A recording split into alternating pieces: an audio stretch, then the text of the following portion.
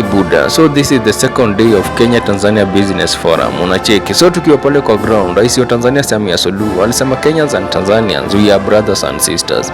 So hii mambo na border conflict haifai kuwa. Unacheki. Tumekuwa na relationship fit kuanzia kitambo, so tusiharibu.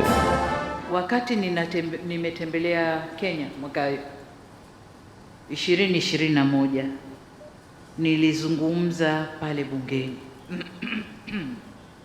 kwamba sisi wa Tanzania na wa Kenya ni wamoja, na hata wanyama wetu wanajua hilo.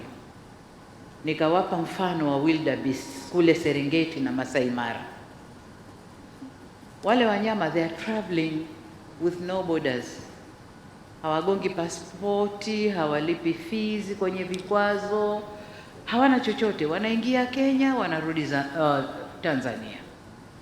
Na nzuri zaidi, wale wanyama anabeba uhai ya ujauzito kwenye nchi moja, anakwenda kujifungua kwenye nchi nyingine kwa zile season zao. Sasa nikawauliza wabunge wa Kenya, mtoto wa wildebeest ana uraia gani? Uraia wa Kenya au wa Tanzania? Sababu ujauzito umebebwa huku lakini kazaliwa huku, ana uraia upi?